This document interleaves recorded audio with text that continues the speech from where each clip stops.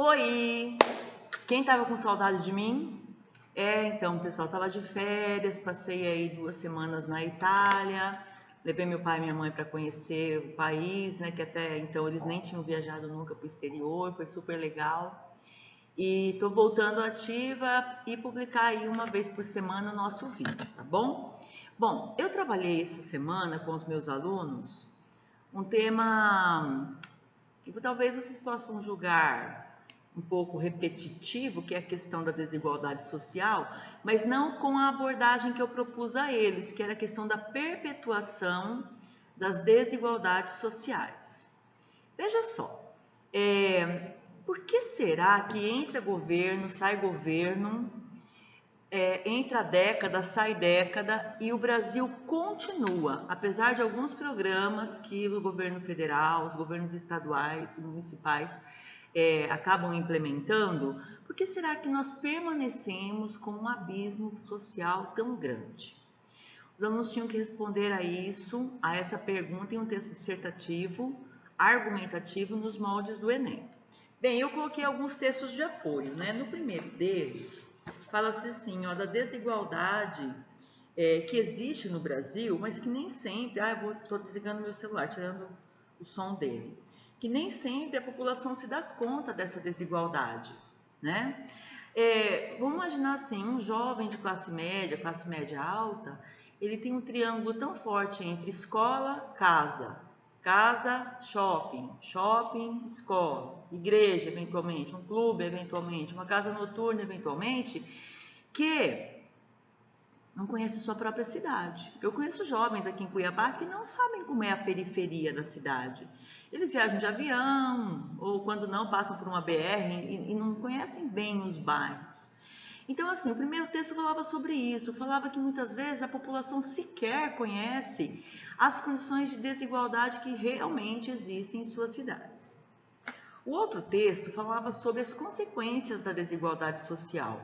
Como que nos países em que existe essa desigualdade, impera a violência, impera a falta de estrutura, falta de saúde básica, né? Então, falava sobre as consequências. O outro texto falava sobre o coeficiente de Gini, o índice de Gini, né, que vai explicar matematicamente, geograficamente também, as diferenças sociais, as desigualdades sociais. E depois eu mencionava ali o artigo 3º da Constituição Brasileira, o qual diz assim, ó, constituem objetivos fundamentais da República Federativa do Brasil, construir uma sociedade livre, justa e solidária. E número 3, erradicar a pobreza e a marginalização e reduzir as desigualdades sociais e regionais.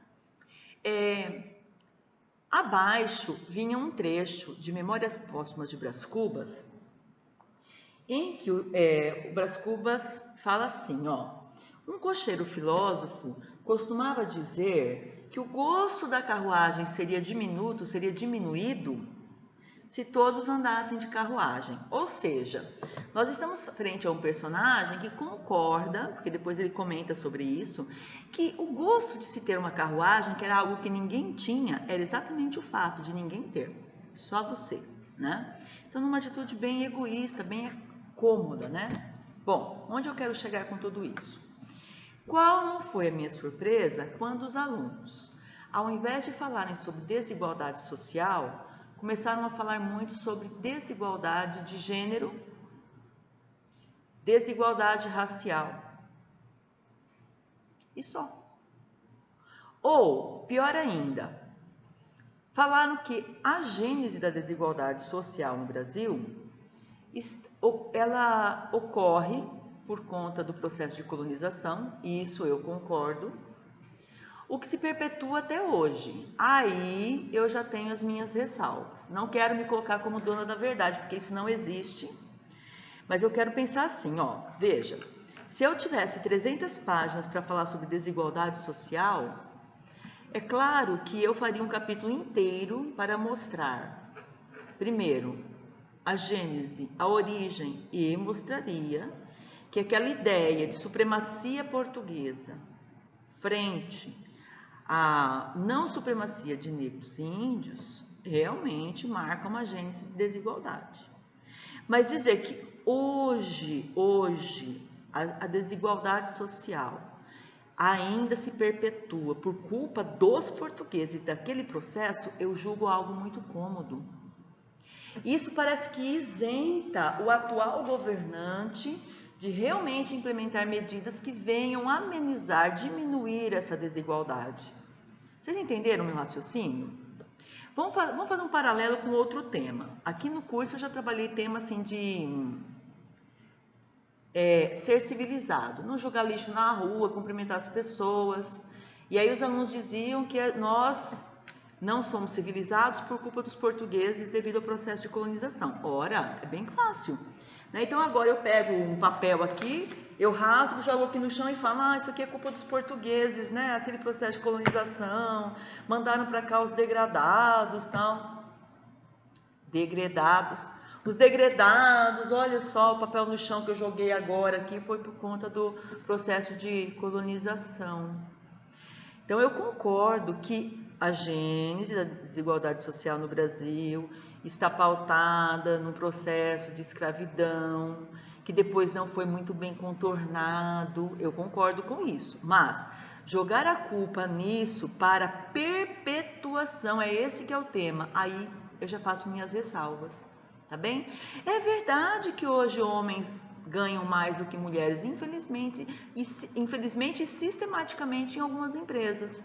Por mais que o Ministério Público chame para uma conversa, por mais que o Ministério Público faça um termo de ajustamento de conduta, por mais que o Ministério Público do Trabalho vá ali e mova uma ação contra determinadas empresas, e isso se perpetua. Mas esse não é o tema da redação. Mas a desigualdade entre homens e mulheres não agrava ainda mais o quadro de desigualdade social? Em certa medida, obviamente que sim. Mas eu não tenho 300 páginas para tratar disso, eu tenho 30 linhas. Nas 30 linhas, eu tenho que responder, eu tenho que argumentar, eu tenho que elaborar uma tese dizendo por que no Brasil se perpetua a desigualdade social. Por que é que não nos aproximamos? Por que as classes baixas e as classes altas, sejam elas altas por várias razões, um alto funcionário público, é alguém que herdou um patrimônio, é um empresário, é um grande agricultor, sejam as classes mais baixas, os miseráveis, os pobres. Pobres por quais razões? Tem várias razões, tem várias categorias de pobres, né? O que perpetua a desigualdade? Não podemos cruzar os temas. Acontece que às vezes o aluno está tão acostumado a falar sobre desigualdade advinda da questão de gênero ou de raça, que ele não vai fundo àquela temática. Nós temos que tomar cuidado com isso, tá bem? Porque se você começar o seu texto, eu estou aqui com um texto que ele começou falando sobre isso, é uma questão histórica. Muito bem, mas como que nós vamos resolver essa questão histórica hoje? Não, o aluno não aponta como. Ele fica apenas acusando a questão histórica. Aí é fácil, porque daí nós nunca vamos ter solução para nada que é feito hoje, né? Então, precisamos tributar, cobrar altos impostos daqueles que ganham muito. Não, eu acho o contrário. Nós temos que diminuir a carga tributária daqueles que ganham pouco, né? Diminuir a contribuição de INSS. Não é onerando uns que você vai melhorar a situação daqueles que estão mais abaixo. Isso me soa, parece como que vingança, sabe? Então a gente olha para o trabalhador, aquele que tem carteira assinada, é o único que tributa adequadamente no Brasil. Então, de repente, nós teríamos que repensar essa tributação, né? Nós podemos amenizar desigualdades sociais criando empregos. Como que eu crio emprego? Às vezes desonerando aquelas médias empresas, aquelas pequenas empresas, né? Como que a gente pode desenvolver mais o homem do campo para que ele não venha para a cidade, muitas vezes tem que se alojar num bairro pobre de periferia, piorando a sua situação, a sua condição de vida, né?